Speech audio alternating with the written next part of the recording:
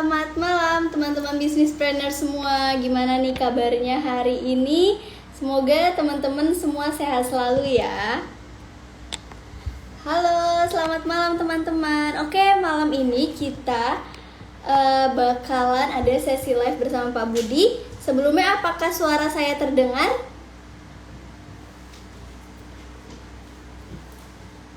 Waalaikumsalam, apakah suara saya terdengar?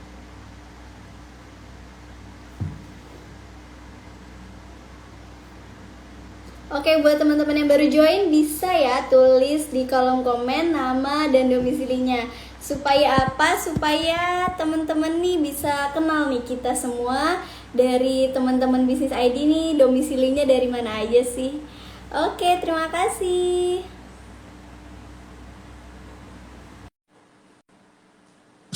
Oke, kita langsung undang Pak Budinya.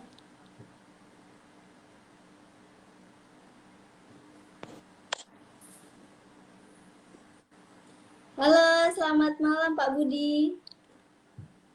Malam, tahu apa kabar? Alhamdulillah sehat, gimana nih kabarnya Pak? Alhamdulillah. Tadi kayaknya Alhamdulillah. udah kedengaran mereka. Oh iya, teman-teman ada yang tahu nggak nih kalau Pak Budi ini lagi ulang tahun loh hari ini? Umur keberapa Wah, ya Pak? wah, jangan diumumkan, ini manula ini. Wah mantap nih Pak Ini Budi kita lagi ulang tahun nih. Kita doain ya teman-teman ini. semoga Pak Budi sehat selalu, panjang umur, Ini. terus makin semangat nih buat membersamai teman-teman bisnispreneurs buat mengembangkan bisnisnya. Selamat ulang tahun ya Pak Budi ya. Amin ya robbal. Amin, terima kasih. Ini Alamin. udah banyak nih. Amir juga ada bisnis panel ekspor kita, Pak Adrian Baskoro juga kayaknya hadir. Amel juga hadir juga. Halo nih, ayam goreng, ayam goreng, ayam goreng tanggal Munda. Selamat ulang tahun Pak Budi. Sehat terus ya Pak, bahagia selalu. Amin ya robbal alamin. Terima kasih ucapannya semua teman-teman. Mudah-mudahan tentunya teman-teman juga selalu diberikan panjang umur, lebih-lebih tentunya sehat gitu ya. Bisa banyak berbagi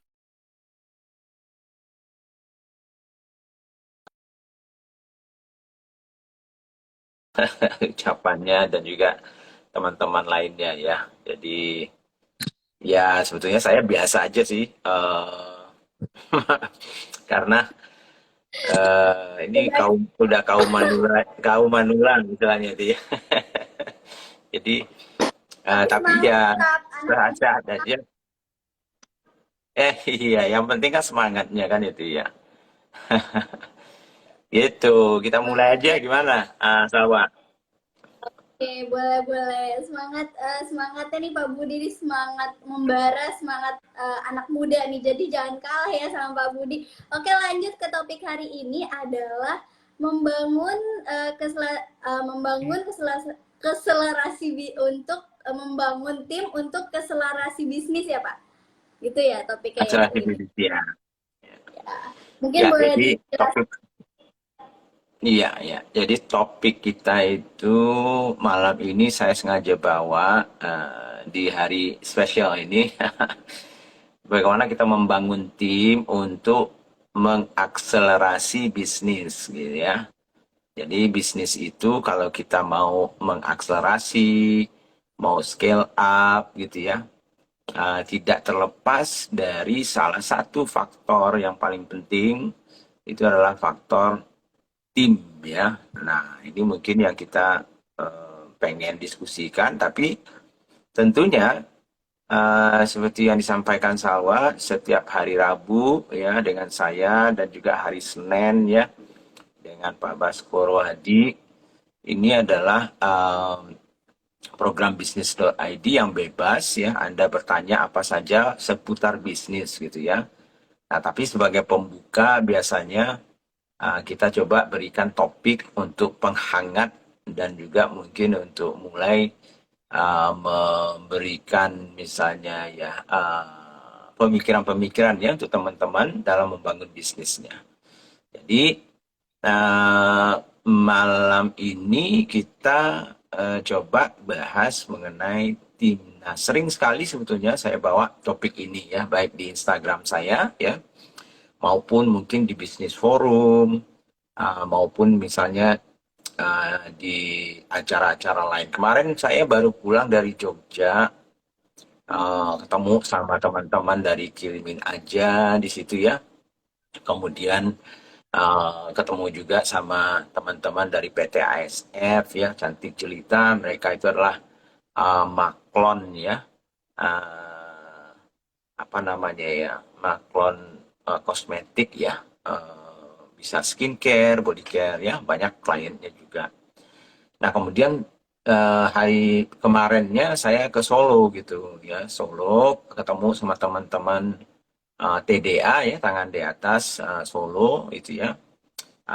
Saya ikut acaranya, ikut membuka dan juga sharing di situ. Nah, dari 2 hari kemarin itu kita banyak menyoroti sebetulnya, terutama waktu di Jogja, adalah bagaimana kita, kalau kita mau besar ya, dan mau akselerasi, mau cepat, mau scale up ya, tentunya kita tidak bisa lepas dari salah satu faktor yang bisa membuat kita cepat, besar, dan sustainable itu adalah tim yang kita punya.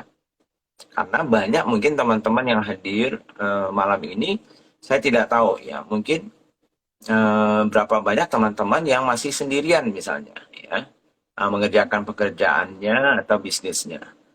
Atau mungkin baru 1-2 orang yang membantu misalnya. Nah, jadi kalau kita masih sendirian atau cuman 1-2 orang, ya tentu skala bisnis yang bisa dihandle atau yang dijalankan tentunya terbatas gitu ya. Nah, tapi begitu bisnis kita meningkat ya, ada keperluannya kita untuk ekspansi dan segala macamnya. Jadi bukan soal uangnya saja yang kita butuh untuk ekspansi misalnya, atau misalnya pabrik, atau misalnya cabang ya, dan segala macamnya itu. Tetapi juga masalah tim gitu ya. Nah, tim inilah yang harus Anda perhatikan. Nah, tim itu ada 2 ya yang saya lihat gitu ya. Tim satu adalah tim yang inti ya. Nah, tim inti itu adalah orang-orang yang mungkin di awal-awal Anda perlu rekrut ya, perlu minta mereka masuk bersama-sama Anda. Kemudian Anda tim yang mungkin setelah besar Anda butuh lebih banyak orang yang walaupun dia penting ya, tapi mungkin bukan tim inti awalnya Anda membangun bisnis itu ya. Nah, jadi oleh karena itu ya, kita jangan ragu untuk mulai memikirkan bagaimana membangun tim. Nah, saya selalu, referensi saya kembali ya, selalu saya mengatakan, kalau teman-teman yang sudah pernah belajar Smart Business Map ya, yang e-course-nya di business.id ya, itu atau yang kemarin ikut Smart Business Map yang advance-nya, lanjutan yang offline kemarin itu. Nah, di 12 pertanyaan itu, pertanyaan nomor 12 itu saya buat ya, pertanyaan itu adalah mengenai timnya. How do you develop your team? Bagaimana caranya Anda membangun dan mengembangkan tim Anda? Nah, kenapa itu kita taruh di belakang di pertanyaan nomor 12 ya? Karena apapun yang Anda lakukan ya, di dalam bisnis itu, kalau Anda misalnya menjawab pertanyaan nomor 1 sampai 11 misalnya di Smart Business Map itu, maka sulit akan bisa terlaksana dan dieksekusi tanpa tim yang baik ya. Nah, jadi itu makanya penting sekali teman-teman mulai memikirkan soal timnya ini ya. Nah, jadi itu satu ya. Tentunya pertanyaan teman-teman yang ada kita coba jawab apapun pertanyaannya. Tapi saya mau membukanya dulu. Nah, banyak teman-teman yang saya lihat mungkin dia secara teknis ya, dia bisa jualan gitu ya. Jadi misalnya dia jago internet marketing ya, bisa buat copywriting ya, bisa FB ads yang bagus dan segala macam. Nah, katakanlah dia bisa jualan. Tapi ya kalau dia bisa jualan ya, kalau dia yang memproduksi juga produk barangnya ya, membuat produknya dan barangnya itu, berarti semakin banyak dia jual, maka semakin banyak juga keperluannya untuk memproduksi. Nah, bayangkan kalau dia sibuk menjual, tetapi tidak ada yang mengurus misalnya produksinya di belakangnya. Ya. Nah, sehingga kalau dia harus sendirian juga atau cuma beberapa orang yang mungkin tidak terlalu kompeten, sehingga ujung-ujungnya mungkin jualannya bisa, tapi dia nggak bisa penuhi ini. Ya, nggak bisa penuhi permintaannya karena produksinya nggak mencukupi. Atau bisa juga kan misalnya, katakanlah dia bisa jago jualan, ya, tapi kemudian produksi produk yang dia jual itu nggak terjaga kualitasnya, ya. Mungkin juga delivery-nya terlambat ya dan segala macamnya. Jadi bukan yang menjualnya yang salah, tetapi ada faktor lain ya, itu yang namanya supply chain ya, dari hulu ke hilir itu Anda harus tata ulang ya bisnis Anda, dan harus ada orang yang bertanggung jawab tentunya untuk menjalankan tentunya supply chain atau tadi itu ya, misalnya seperti produksinya ya, delivery-nya, warehousing-nya dan segala macamnya itu. Dan itu saya rasa nggak mungkin Anda sendirian gitu. Nah, bisa juga Anda menggunakan teknologi misalnya. Bisa juga Anda mengatakan, Pak, saya nggak perlu produksi, saya maklon ke tempat orang lain. Iya, betul. Mungkin Anda bisa maklon ke orang lain, tetapi yang mengurus maklonnya siapa? Yang membuat forecast-nya untuk maklonnya siapa? Yang menjamin bahwa maklonnya itu, memfollow up maklonnya itu siapa? Kan itu ya. Nah, kalau maklonnya sudah memproduksi, lalu harus dikirim kemana? Nah, siapa yang mengurusnya? Jadi bayangkan kalau Anda harus sendirian ya. Saya sapa dulu, ada sahabat saya ya, Nizar di sini ya, di Jogja ya. Selamat malam Nizar, terima kasih juga ya. Mudah-mudahan sehat selalu juga ya. Oke, nah jadi apapun bisnis Anda tadi seperti yang saya bilang tadi itu, apakah itu produk atau jasa ya, menjual itu penting karena itu adalah omset Anda, tapi untuk memenuhi penjualan itu ada proses yang lain yang harus Anda lalui. Nah, untuk melalui itu Anda membutuhkan timnya ya. Nah, makanya kalau dilihat ya, bagaimana caranya kita membangun tim itu. Kalau kita baru mulai ya, yang mungkin kita belum mampu merekrut banyak orang ya. Jadi sesuaikan ya. Sesuaikan tentunya kemampuan Anda sebagai perusahaan dan uang Anda untuk merekrut yang mana yang paling penting kan gitu ya. Nah, merekrut itu tentunya dari awal saran saya adalah jangan sampai Anda merekrut orang yang salah misalnya. Nah, walaupun kita tidak bisa menjamin orang yang kita rekrut itu benar gitu ya.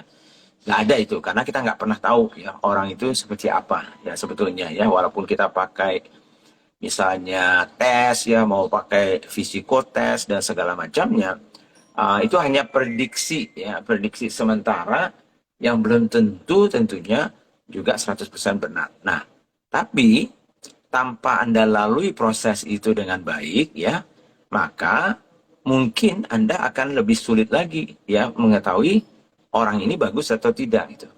Jadi dari awal pun, walaupun Anda masih kecil ya, sebaiknya Anda juga mulai tentunya merekrut orang ya dengan cara-cara yang minimal ada saringannya ya. Entah itu lewat CV-nya, entah itu lewat interview, entah itu lewat misalnya referensi ya, yang mungkin tidak perlu mengeluarkan uang banyak ya. Nah, kemudian memilih yang mana nih? Nah, siapa sih yang kita pilih? Sesuaikan dengan kebutuhan Anda. Nah, kebutuhan itu bagaimana caranya menentukannya itu?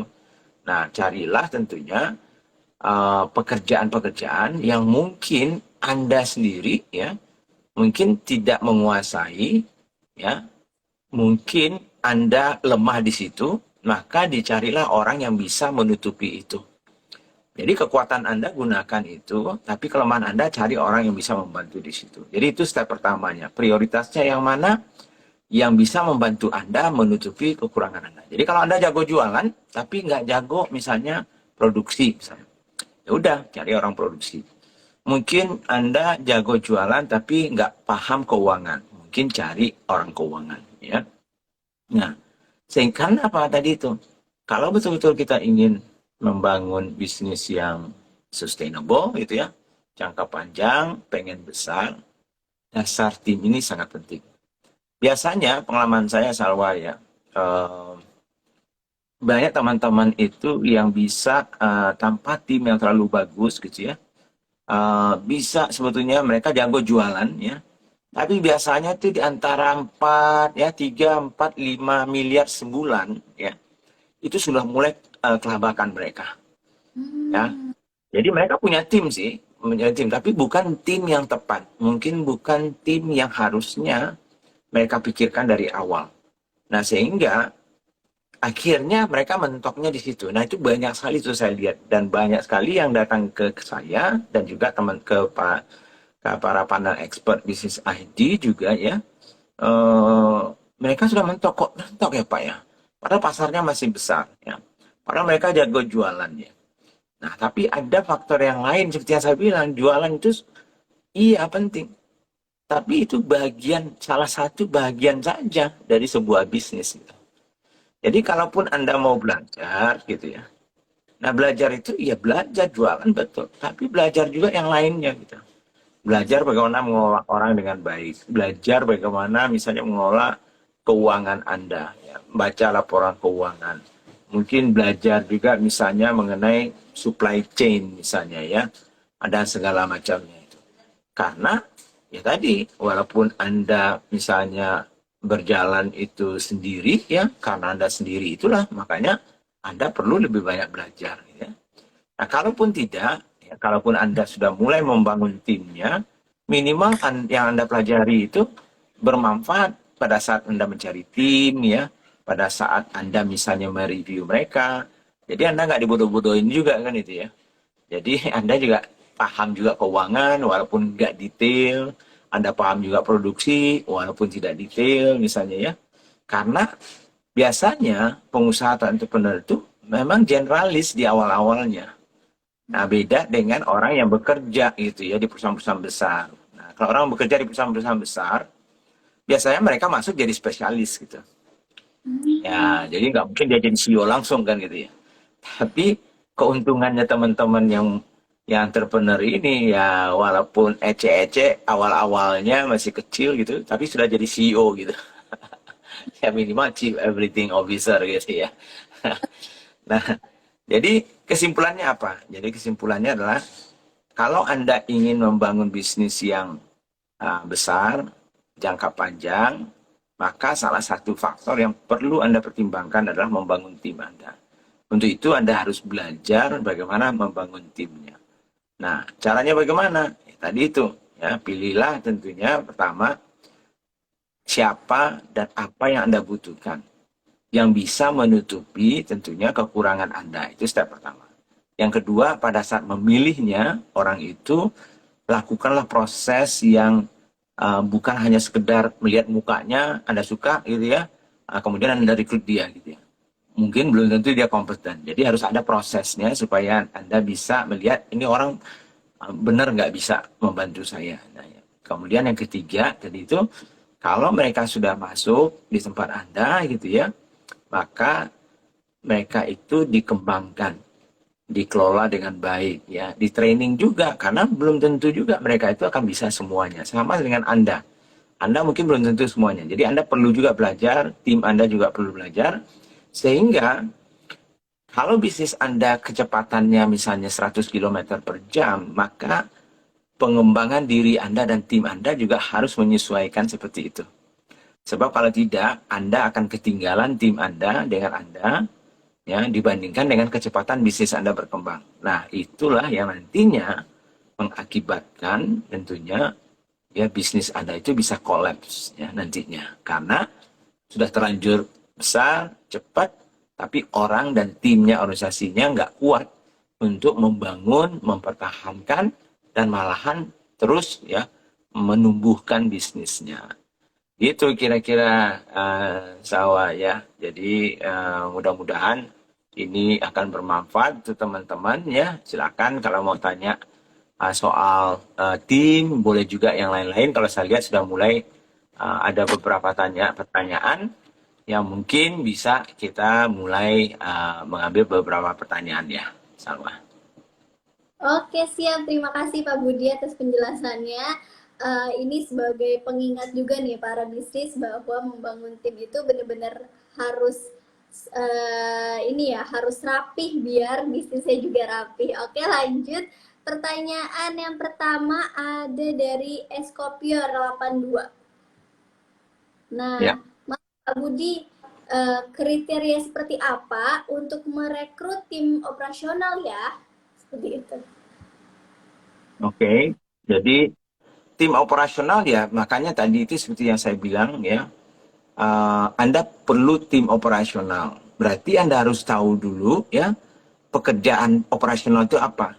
Karena macam-macam ya, bisnis yang A, mereka bilang orang operasional itu mengerjakan A, B, C. Tapi di bisnis lain, operasional itu adalah C, D, F misalnya ya. Jadi yang pertama yang harus Anda lakukan adalah identifikasi dulu ya, apa saja pekerjaan inti dari orang yang Anda mau rekrut itu. Itu pertama stepnya ya. Nah kalau sudah identifikasi, baru setelah itu, pekerjaan-pekerjaan ini ya, action-action yang mereka harus lakukan, siapapun yang duduk di situ, itu membutuhkan pengalaman seberapa banyak, itu satu misalnya. Kemudian membutuhkan skills atau keterampilan apa. Nah, tulis itu. Kemudian membutuhkan ilmu apa mereka itu. Jadi ada keterampilannya, ada ilmunya, ada pengalamannya, mungkin juga ada karakternya, mungkin sikapnya. Nah, jadi Anda tentukan dulu itu. Nah, kalau Anda sudah tentukan itu, baru Anda cari nih orang mana yang paling cocok. Jadi stepnya begitu ya. Sebab kalau enggak, ya, berarti Anda sendiri nggak tahu kalau Anda memilih si A gitu ya. Mungkin pengetahuannya ada gitu ya, tapi skillsnya mungkin tidak gitu ya. Sedangkan pekerjaan operation itu membutuhkan bukan hanya pengetahuan, tapi juga keterampilan karena harus ada pengalaman misalnya. Jadi tentukan dulu itu. Nah, kalau itu sudah dan Anda tentukan, itu yang namanya job description-nya. Ya, walaupun sederhana, ya nggak apa-apa, coba aja, sederhana aja dibuat. Nah, baru setelah itu, apa yang dibutuhkan ya untuk mengerjakan pekerjaan itu. Nah, itu tulis lagi nih. Oh, misalnya dia harus paham matematik ya. Mungkin dia harus punya pengalaman minimal 2 tahun dalam operation. Oh, dia harus memahami supply chain misalnya. Nah, itu ditulis. Nah, baru setelah itu dicari. Nah, siapa itu yang punya itu? Nah, kalau dia cocok ya, atau memenuhi, mungkin nggak bisa memenuhi 100% mungkin ya. Tapi ya mungkin 80% dia bisa penuhi, nah mungkin itulah orang yang mungkin Anda mau rekrut nantinya. Gitu sama. Oke, siap. Terima kasih Pak Budi dan atas pertanyaannya nih, Escopier tadi. Lanjut ke pertanyaan yang kedua dari Fazri Ansyaf. Pak Budi, izin bertanya. Saat ini saya berencana memulai bisnis dengan 5 orang tim. Nah, ketika kita memulai dengan angle investor, bagaimana perhitungan pembagian saham dengan tim? Apakah harus sama rata? Jadi baru mulai tim ya, dia punya 5 misalnya ya. Nah, itu kan tergantung siapa yang awalnya punya ide gitu ya. Jadi kalau Anda cerita soal angel investor ini ya, nah angel investor ini tentunya adalah investor yang menanamkan mungkin uangnya untuk membantu Anda menjalankan bisnisnya. Saya nggak tahu angel investor ini masuk atau tidak sebagai timnya Anda atau tidak gitu ya. Jadi kalau timnya itu misalnya apa namanya ya,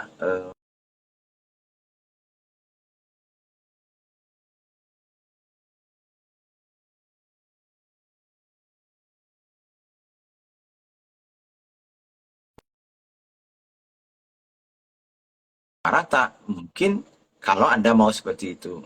Tapi bisa juga yang punya ide gitu ya, mungkin dapat lebih dari situ. Nggak ada matematisnya sebetulnya ya. Jadi tergantung kesepakatan bersama seperti apa, Anda membaginya berlima. Tapi yang paling penting adalah harus disesuaikan dengan kontribusi yang mereka akan berikan gitu ya, kepada bisnis itu. Yang memberikan lebih harusnya mendapatkan lebih, yang tidak memberikan lebih ya harusnya tidak mendapatkan lebih gitu.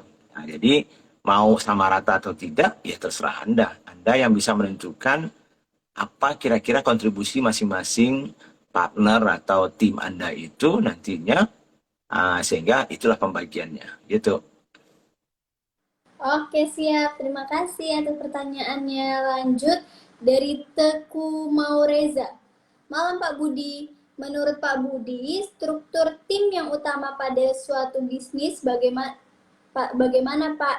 Ketika kita punya bisnis baru, divisi apa yang urgent untuk prioritas kita miliki? Seperti itu. Struktur tim itu kan mungkin gini ya, struktur dari sebuah bisnis ya, struktur organisasi istilahnya ya, itu dasarnya harusnya adalah strategi apa yang ingin kita jalankan. Jadi kalau kita misalnya punya strategi A, mungkin strukturnya adalah seperti A gitu ya. Kalau strategi kita adalah B, mungkin struktur kita adalah seperti B. Jadi tergantung strateginya. Nah, misalnya, katakan kebetulan misalnya bisnisnya itu Anda tidak produksi ya barangnya gitu ya. Jadi Anda hanya membeli barangnya lalu menjual. Nah, mungkin Anda tidak perlu orang produksi gitu. Tapi yang Anda perlu adalah orang supply chain misalnya ya. Nah, tapi misalnya ada yang wajib-wajib gitu ya, yang wajib-wajib itu. Nah, yang wajib-wajib itu misalnya keuangan itu wajib ya. Apapun bisnis model Anda, apapun yang ingin Anda lakukan, orang keuangan itu wajib ada nantinya. Kalau Anda sudah besar nantinya dan memerlukan perhatian khusus mengenai SDM, mungkin orang SDM itu harus ada ya. Minimal tentunya orang operation ya. Apakah itu nantinya orang itu mengurus produksi atau mengurus cabang gitu ya. Nah, itu mungkin juga perlu dipertimbangkan. Nah, tadi itu tergantung Anda misalnya punya produksi atau tidak. Lalu kalau misalnya, katakanlah misalnya Anda punya satu cabang aja dan semuanya dijalankan di kantor pusat itu. Nah, mungkin Anda nggak perlu kantor cabang kan, nggak perlu juga manajer untuk daerah-daerahnya. Nah, mungkin saja Anda nanti pengen punya daerah-daerah di mana ada bisnis Anda di situ gitu ya. Nah, oleh karena itu Anda harus mungkin memikirkan bagaimana caranya membangun bisnis yang ada cabangnya, di mana manajer-manajernya itu tentunya harus Anda bangun gitu supaya bisa menjalankan bisnis di wilayah atau cabang-cabangnya itu gitu ya. Jadi saya tidak bisa menjawab mengatakan yang mana yang prioritas ya, yang sudah pasti ya. Apa yang bisa Anda lakukan tentunya untuk pada saat Anda kecil ya. Kalau Anda mau mencari tim, berarti carilah tim yang bisa melakukan apa yang tidak Anda bisa lakukan. Nah, sehingga orang itu akan menjadi partner Anda yang bisa membantu Anda menutupi kekurangan Anda. Itu Salwa. Oke, siap. Terima kasih atas pertanyaannya ya. Ini lanjut ke Sobrun Jamil. Izin bertanya Pak Budi, untuk membangun tim, lebih baiknya menambah di bagian operasional atau marketing ya Pak? Prioritasnya yang mana ya? Seperti itu. Operasional atau marketing ya sesuai dengan kebutuhan sih. Kalau Anda orang marketing Anda cukup ya dan orang operasional Anda tidak cukup ya mungkin orang operasional yang Anda butuhkan. Tapi kalau orang operasional Anda cukup, Anda marketingnya kurang, ya mungkin orang marketing yang Anda butuhkan. Tapi intinya begini, kalau misalnya Anda harus memilih gitu ya, prioritasnya, ya, Anda punya duit terbatas nih untuk menambah orang, ya. Yang mana yang akan mempengaruhi ya penjualan Anda, omset Anda, pemasukan Anda, nah itu prioritas utama. Nah, jadi walaupun misalnya ya Anda misalnya katakanlah akan terhambat omset saya kalau misalnya operation saya nggak jalan dengan baik. Nah, mungkin orang operation, bukan orang marketing gitu. Nah, tapi kalau marketing saya itu nggak bagus misalnya, maka mungkin itu yang harus dilakukan karena itu dampaknya. Jadi yang prioritas pertama adalah yang mempunyai dampak bisa memperbaiki, membuat omset atau income Anda lebih besar. Itu prioritas pertama. Prioritas kedua adalah siapa saja atau orang mana saja yang bisa membantu Anda menjadi lebih efisien dan efektif. Ya. Nah, itu yang bisa dilakukan gitu. Oke, Oke? siap. Terima kasih, Pak.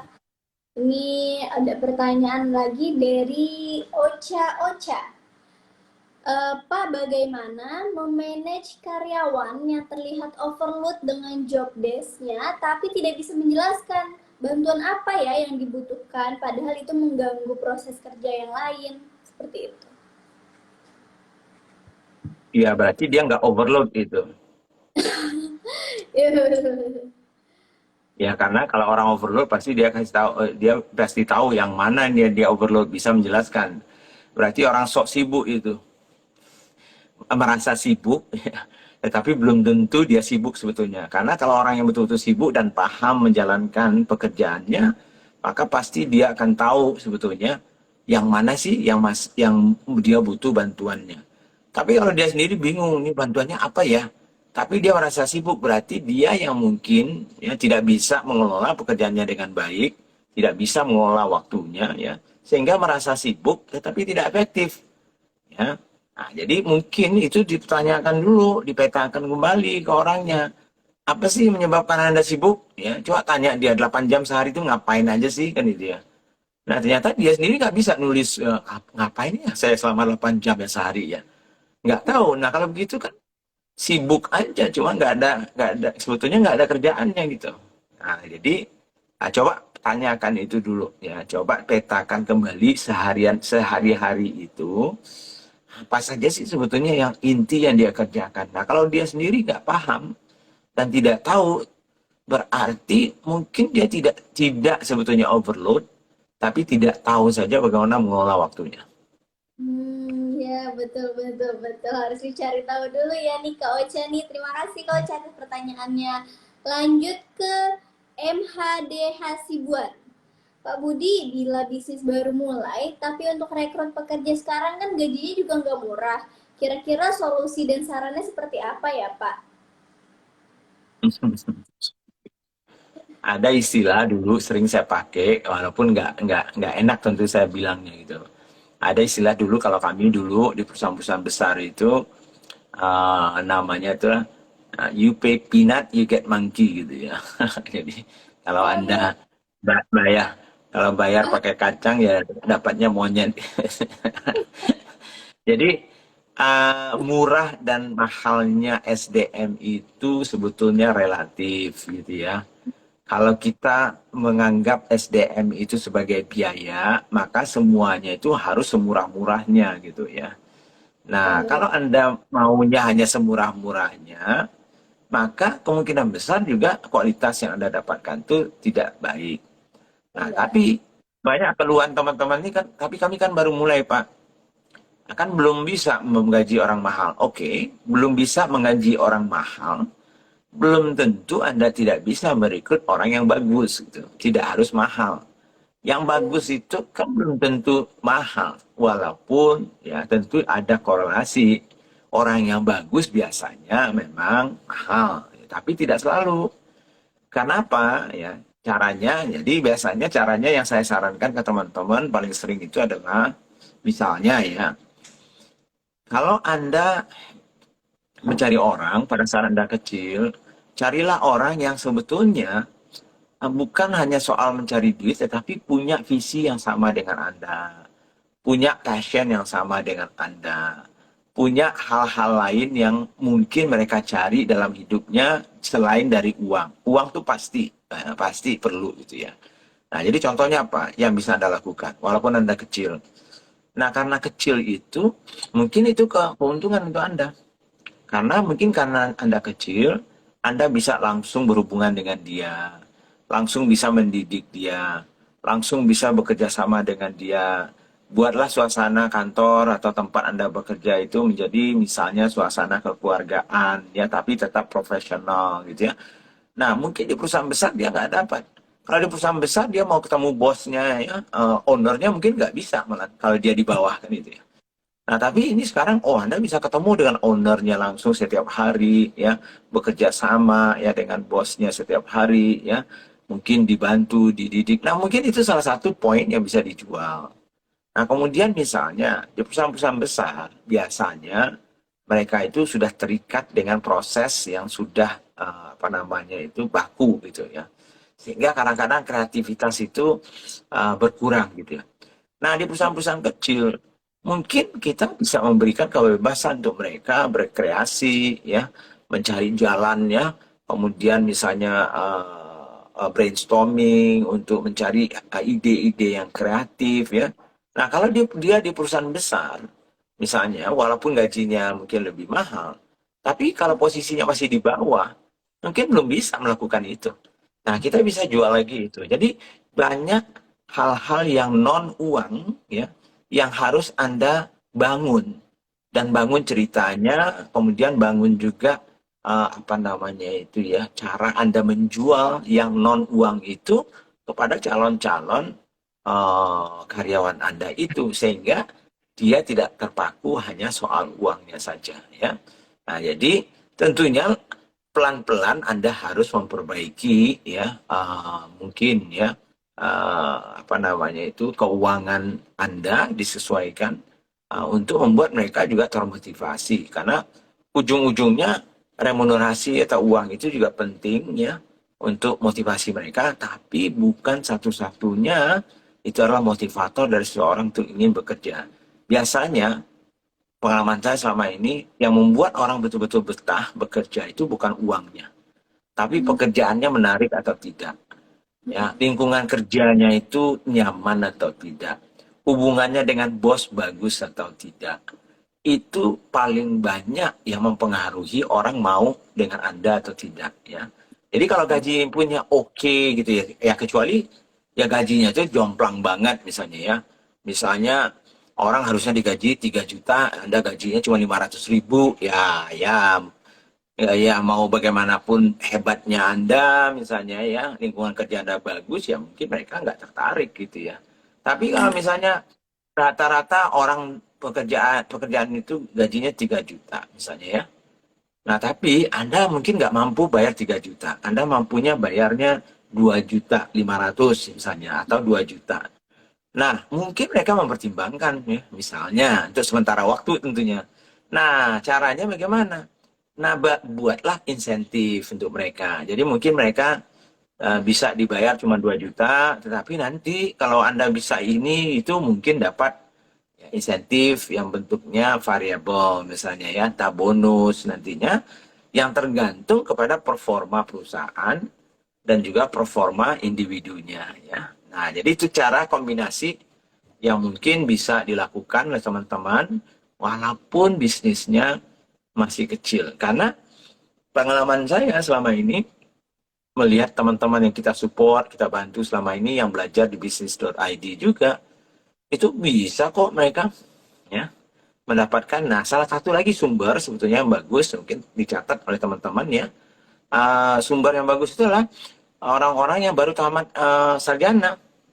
Karena banyak sekali sarjana itu juga yang nganggur gitu.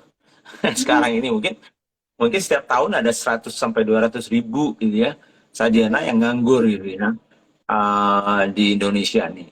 Nah jadi mungkin mereka juga perlu pekerjaan walaupun dia menerima dulu pekerjaan-pekerjaan yang lebih di bawah begitu ya. Nah mungkin itu salah satu cara ya tapi nggak usah pikirkan dari mana dia dulu. Yang penting orangnya cukup smart misalnya memenuhi standar yang minimum gitu ya. Nah, sehingga pada saat Anda rekrut itu, Anda bisa bina mereka. Bina mereka sesuai dengan keinginan Anda, atau mereka juga baru bekerja. Resikonya adalah pengalaman mereka memang belum ada.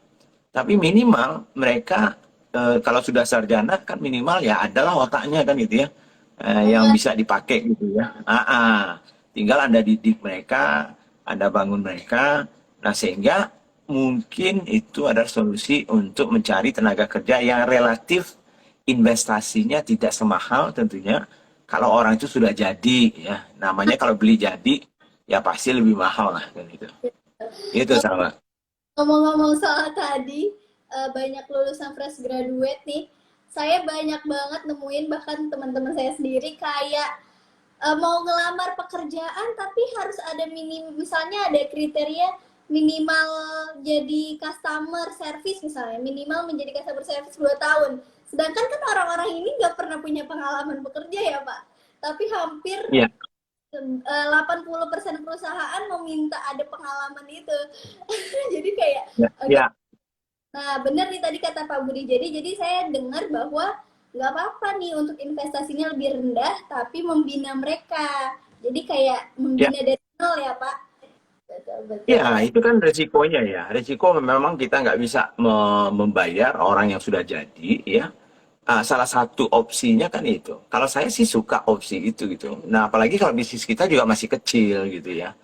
Jadi resikonya juga untuk kita juga nggak terlalu banyak lah. Kecuali lain kalau misalnya bisnis kita udah besar misalnya ya. Nah, itu kan beda ya. Kita kalau kalaupun kita mau memilih fresh graduate istilahnya ya, sarjana yang baru mentah itu, ya dibuatkan programnya gitu ya. Diatur mereka suruh belajar ya, tapi Anda bisa menstel mereka sesuai dengan apa yang Anda inginkan, nilai-nilainya, mungkin cara kerjanya. Dan tadi seperti yang tadi disampaikan, mungkin investasinya relatif lebih terjangkau dibandingkan kalau kita langsung mengambil orang-orang yang sudah jadi gitu ya. Ya, ya betul-betul. Oke, menarik nih pembahasannya teman-teman, harus banget dicatat buat para bisnis buat membangun tim dan mengambil karyawan. Oke, lanjut dari German Chef Konsultan. Mohon izin Ya, bertanya Pak, kita menggunakan tenaga karyawan by project, apakah itu efisien? Terima kasih. um, sebetulnya kalau kita itu kan strategi saja ya, lebih ke strategi gitu ya. Ingat bahwa karyawan itu adalah kalau mereka itu adalah karyawan tetap, berarti mereka itu adalah fixed cost ya, jadi biaya tetap Anda. Nah biasanya banyak perusahaan-perusahaan yang selalu saya sarankan agar fixed cost-nya itu kalau bisa ya serendah mungkin, kalau bisa tentunya ya. Nah, oleh karena itu, dibandingkan misalnya ada pekerjaan-pekerjaan tertentu yang mungkin harusnya bisa dilakukan dengan cara project misalnya, sehingga kita tidak mengikat orang itu menjadi karyawan tetap misalnya ya. Nah, jadi itu outsourcing namanya ya, outsourcing. Jadi kita membiarkan orang luar yang mengerjakan pekerjaan itu dan kita bayar sesuai dengan projectnya itu. Jadi kalau selesai project ya udah dia selesai. Jadi nggak ada ikatan yang langsung dengan kita.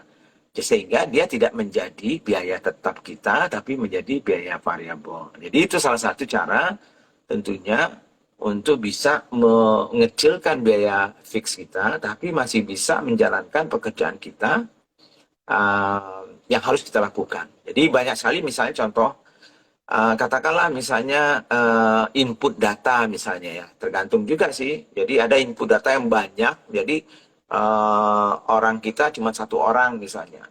Nah tapi kemudian setelah itu kita mau cepat nih input datanya. Nah bisa saja input data itu kita minta orang lain gitu ya, mungkin pekerjaan sebulan. Dia dipekerjakan, input data saja, setelah selesai itu kita bayar, udah selesai gitu. Jadi projectnya input data misalnya, jadi itu bisa dilakukan gitu ya. Nah jadi kalau jawabannya bisa, ya bisa, bagus ya. Tapi tentunya tidak semua pekerjaan yang bisa dilakukan seperti itu. Terutama pekerjaan yang rutin, yang inti dari bisnis kita, yang mungkin nggak bisa kita lakukan seperti itu. Oke? Okay? Oke, siap. Terima kasih atas pertanyaannya nih, Kak. Lanjut dari Mutiara Timur. Menyambung pertanyaan dari Mbak Ocha tadi yang tentang bantuan overload itu, bagaimana menghindari tim yang keluar dari perusahaan karena pekerjaan yang overload walaupun sudah difasilitasi dengan meeting untuk mengetahui kelemahan operasional tapi tidak terdeteksi nih Pak. Ya, jadi tadi itu ya pertama kalau mereka merasa overload, yang harus dipahami adalah tentunya Anda bersama dia atau tim Anda itu coba petakan kembali pekerjaannya itu overloadnya kenapa gitu. Nah, kalau kita sudah petakan, tadi itu seperti yang saya contoh paling simpel itu adalah duduk sama dia, lalu minta dia tuliskan ya apa saja pekerjaannya selama ini, kemudian bagaimana caranya dia membagi waktunya dari jam 8 sampai jam 5 lah misalnya ya, atau 8 jam sehari itu. Coba tuliskan sama-sama. Bukan berarti kita mau mencari-cari kesalahan dia, tidak, tapi malah membantu dia. Sebab seperti yang saya bilang tadi itu, belum tentu dia itu sebetulnya overload. Tapi karena dia nggak bisa mengelola waktunya dengan baik, dia merasa overload. Nah, kalau dia keluar karena itu berarti satu, ya tentunya Anda yang rugi juga gitu ya. Tapi bagi dia juga rugi juga. Kenapa? Karena nanti pun kalau dia pindah ke tempat yang lain pun, perusahaan lain pun, kalau dia tetap nggak bisa mengelola waktunya dengan baik, dia tetap aja apapun pekerjaannya dia overload juga. Nah, jadi ada dua sisi. Nah, jadi Anda yang harus membantu dia itu satu. Nah, kalau memang betul-betul overload setelah dilihat gitu ya. Nah, tinggal Anda memilih nih bagaimana cara mengurangi overloadnya dia itu ya. Entah itu dengan misalnya menambah orang ya, atau bisa juga ya kalau menambah orang berarti nambah fixed cost, atau mencari jalan yang lebih kreatif ya untuk mengurangi overloadnya itu. Jadi contohnya apa misalnya ya? Jadi misalnya katakanlah kasir ya, ini zaman dulu lah misalnya ya. Nah, jadi kasir kalau manual dulunya, tiba-tiba orang antre nih ya, antre ya ada 100 orang nih misalnya ya. Lalu satu-satu dimasukin ya, satu-satu dimasukin gitu. Dan kita hanya mampu membayar satu kasir. Ya jadi lama dia ya. Habis itu dia overload, dia mungkin nangis dia apa segala macamnya ya karena waduh merasa orang Iya. banyak antri dia nggak bisa menjalankan gitu ya. Nah mungkin kan salah satu cara lain adalah oke, dibuat dua kasir toh, jangan satu kasir gitu. Nah tapi kan mungkin Anda akan bilang bahwa lah kalau tambah satu kasir lagi Pak kan tambah biaya lagi. Oke, tapi konsekuensi dari misalnya overloadnya dia itu dia nggak bisa melayani customernya dengan baik, Anda juga yang rugi. Nah, itu satu. Betul, Nah, kalau betul. katakanlah bisa nggak tanpa kita menambah orang lain, tapi kasir yang satu itu misalnya kita carikan jalan supaya dia bisa melayani ya, kondisi sekarang ini, tapi masih dia sendiri. Nah, misalnya pakai teknologi gitu. Jadi kalau misalnya tadi itu dia manual gitu ya, nah sekarang kan orang pakai scan gitu ya. Jadi supaya cepat di scan ya. Jadi produknya pakai scan, pakai barcode ya sekarang ini ya. Nah, sebab kalau dengan barcode tinggal cek, masuk, cek, masuk gitu. Nah, tapi kalau dia manual mungkin satu. Jadi kalau manual mungkin dia hanya bisa input barangnya misalnya katakanlah misal satu barang itu 1 menit misalnya ya. Tapi kalau dia pakai barcode dan scan misalnya, dia bisa dalam 1 menit itu bisa men-scan misalnya 5 barang. Berarti produktivitasnya sudah naik nih 5 kali gitu. Nah ini yang itu menggunakan teknologi ya, tambahan, misalnya itu salah satu contoh yang gampang gitu ya. Sehingga Anda tidak perlu menambah orang, tapi pekerjaannya tidak lagi overload karena dia dibantu dengan alat seperti teknologi yang bisa membantu dia. Nah, tapi kalau Anda nggak mau itu, berarti mungkin Anda harus menambah orang supaya mengurangi. Tapi kalau Anda nggak mau juga menambah orang, nggak mau juga pakai teknologi, berarti Anda membiarkan dia overload, lama-lama mungkin dia keluar, ya. Persoalan overloadnya tidak terpecahkan dan customer Anda akan kecewa. Nah, kalau customer Anda kecewa, berarti sales Anda turun. Ya, kalau saya sih saya hitung-hitungan aja. Ya, berapa sih nambah orang atau nambah teknologi dibandingkan saya kehilangan sekian banyak misalnya customer saya. Berapa jumlah customer saya yang hilang, berapa omsetnya, saya sudah tahu itu. Nah, itu yang nantinya bisa Anda pertimbangkan untuk tentunya melihat apa yang harus Anda lakukan. Oke, siap. Terima kasih nih, Kak. Siapa tadi? Kak Mutiara, semoga terjawab ya. Lanjut dari Fauzi Official 14. Saya ingin memulai bisnis dengan tim dan pendanaan 100% dari angel investor. Kira-kira gimana Pak perhitungan sahamnya? Dan jika ada kompetitor yang menjual produk yang sama dengan kita, tapi harganya jauh lebih murah karena mereka bisa harga murah dapat subsidi dari lini usaha mereka yang lain. Apa yang harus kami lakukan untuk menghadapi permasalahan tersebut, Pak? Seperti itu. Ini bukannya saya sudah jawab tadi pertanyaan tadi itu ya. Mereka pembagian apa yang tadi itu. Yang 100%-nya udah, yang pertanyaan kedua nih, yang jika ada kompetitor yang menjual produk yang Oke. sama. Oke, jika ada komentar menjual ya produk yang sama, tapi mereka memasang harga yang sangat tidak wajar karena mereka bisa pakai harga yang di bawah tersebut, dapat subsidi dari usaha mereka yang lain ya. Oke. Ya, itu sebetulnya itu kan strategi dari masing-masing perusahaan ya. Nah, kalau mereka masih dia mau rugi ya, tapi bisa disubsidi dari profit yang lain, ya tentunya ya kita kita tentunya mau melayani seperti itu atau tidak gitu. Nah, kalau kita mau melayani seperti itu dan Anda tidak bisa cross subsidi namanya ya, Anda dapat profit dari lain, berarti Anda yang akan mati. Jadi kalau saya sih tentunya saya tidak akan melakukan itu.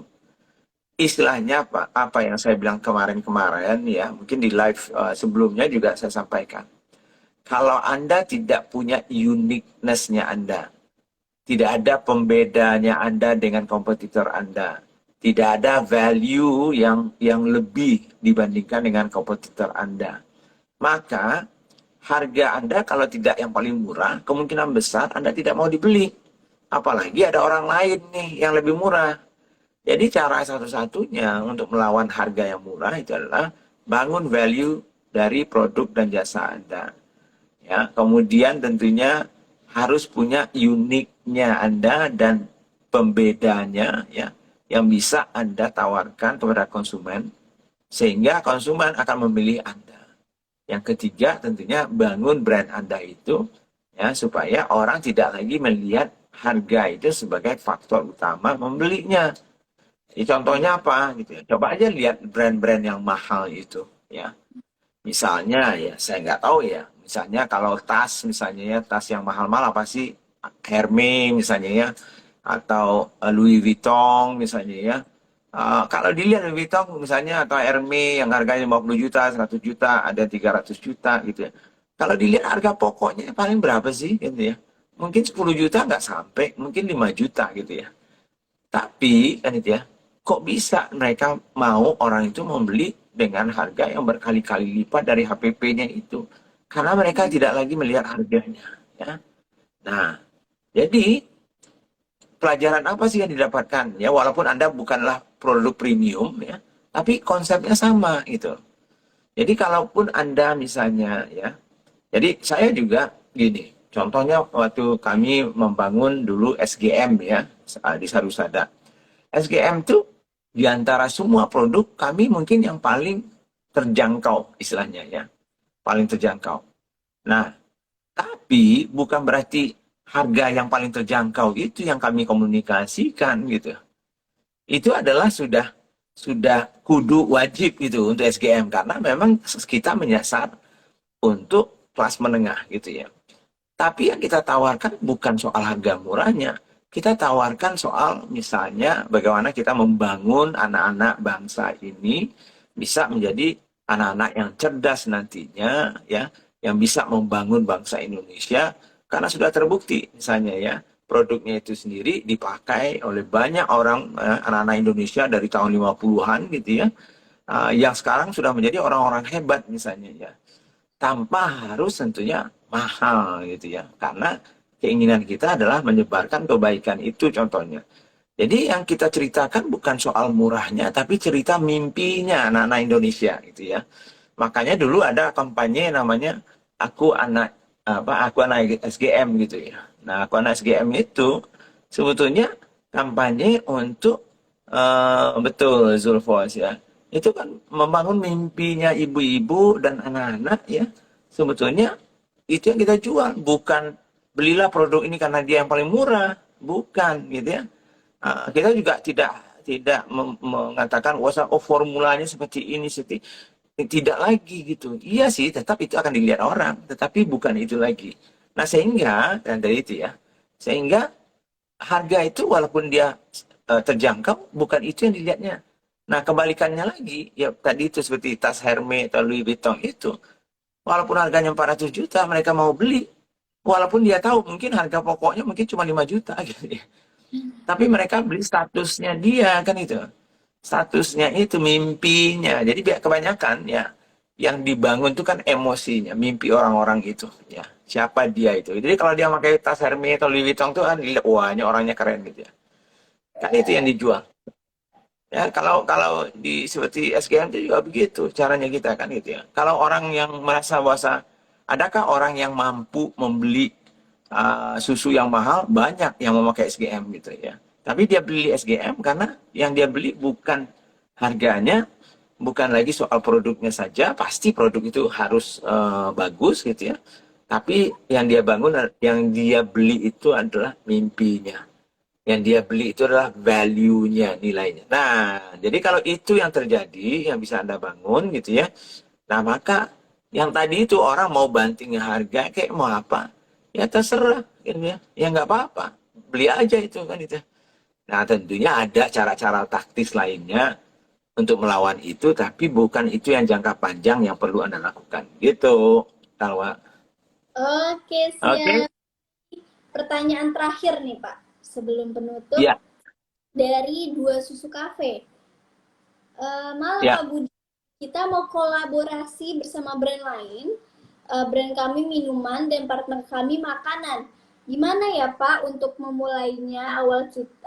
Memulainya untuk customer tahu loh kita ada collab sama brand ini, gitu. Biar orang lebih tertarik setelah kami kolaborasi. Nah, kolaborasi kita tapi cuma 1 bulan, saat bulan Ramadan. Gimana Pak menyampaikan ke customer di luar sana biar semakin pada tertarik dengan produk kita? Kayak gitu.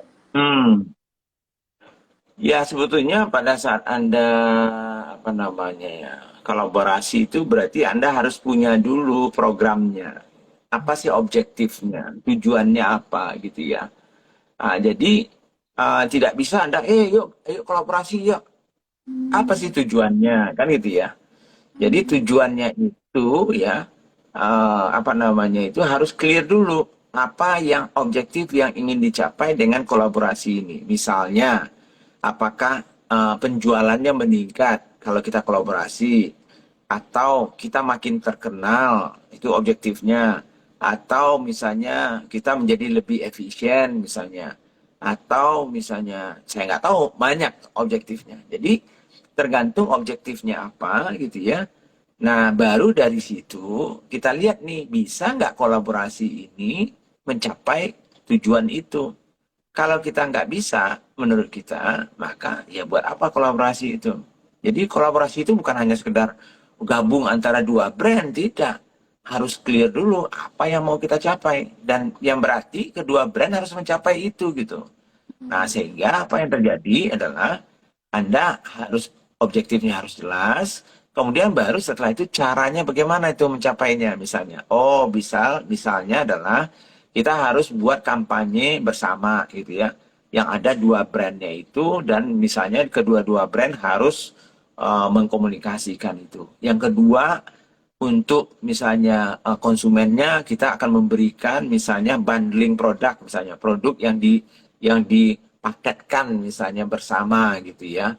Sehingga nantinya akan dapat benefits untuk konsumennya. Seperti Coca-Cola dengan McDonald itu selalu itu kolaborasi dari hampir 100 tahun yang lalu misalnya, mungkin 70 tahun yang lalu sejak McDonald gitu ya.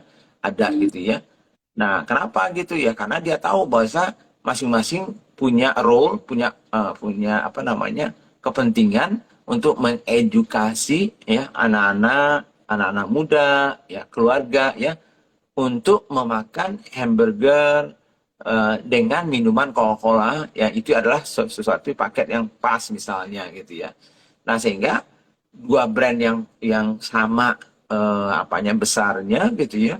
Mereka melakukan objektifnya itu lebih bagaimana mereka mendidik orang untuk bisa menggunakan produknya itu ya bersama-sama gitu sehingga jadi makanya sekarang ini misalnya contoh ya saya terutama ya kalau saya misalnya beli hamburger kalau nggak minum pakai Coca-Cola itu kan rasanya kok kurang gitu ya. Kurang Kalau ya. dengan teh gitu ya aduh dengan air putih kayaknya kok kurang karena apa karena sudah terdidik seperti itu gitu. Nah, itu contohnya kan gitu ya. Nah, jadi harus ada objektif dulu, kemudian untuk mencapai objektif itu apa yang harus dilakukan. Misalnya komunikasinya apa yang akan dikomunikasikan. Kemudian apa sih yang produk atau bundling produk yang bisa mendapatkan benefits-nya untuk si konsumen ya. Nah, dari situlah sebetulnya yang dibangun gitu ya. Itu Sawa. Oke, siap. Gak kerasa nih teman-teman semua. Kita udah 1 jam berlalu ya Pak ngobrolnya. Nah, terima kasih semuanya teman-teman yang udah memberikan pertanyaan dan semoga jawaban Pak Budi ini bisa sangat membantu dan mohon maaf nih buat teman-teman yang pertanyaannya belum dijawab bisa disimpan dulu ya buat di next live bareng Pak Budi lagi. Terima kasih Pak Budi. Kayaknya Pak Budi ini Oke, thank you Sawa. mau makan kue ulang tahun nih. Ya. Tolong diingatkan teman-teman bahwa Bisnis Forum, bisnis.id setiap Sabtu ada jam 10 dan Sabtu ini bicara mengenai tren baru ya tahun 2022 oleh Mas Joko Wiono ya. Oke, thank you Sawa ya. Thank you juga Pak Budi. Sampai jumpa teman-teman semuanya. Terima kasih. Sampai jumpa lagi.